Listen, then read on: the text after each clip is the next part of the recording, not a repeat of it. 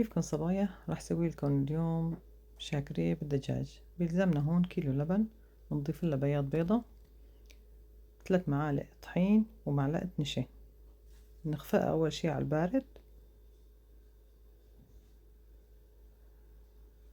نخفقها منيح مشان ما يفرط معنا اللبن اثناء الغلي. بعدين بنرفعها على النار، طبعا بنحط لها ملح طبعا حسب الرغبة. في ناس بتحب الملح يكون ظاهر، في ناس بتحب الملح خفيف. نضيف لها شوية مي، نخفف شوي اللبن، وفيكي كمان تحطيها بدون مي كمان.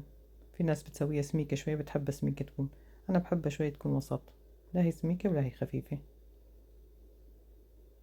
نحطها على النار بنضل نقلب فيها، ما بنتركها طبعا مشان ما يفرط اللبن معنا، هيك لحتى يسمك معنا اللبن. مجرد ما سمك اللبن بلش يغلي، بنضيف عليه الدجاج المسلوق المقطع، وفيك تقليه تقلاية وتحطيه فيها كمان طيب. وبتاخد وقت تقريبا 10 دقايق مع الدجاج، خليه تغلي شوي. بنحضر هون الرز السادة. ميت الدجاج عنا بنضيف له معلقة زبدة، والرز مغسول ومنقوع منيح. طبعا بنحط ملح وبنغطيه لحتى يستوي الرز عنا. هون الرز استوى، حطينا بزبدية صغيرة وبنقدمه بهالطريقة هاي.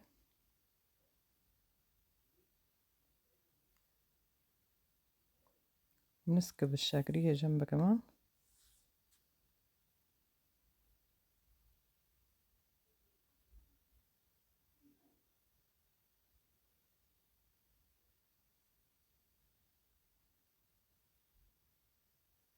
هي الأكلة طيبة بالشتاء وبرمضان كمان خفيفة كتير.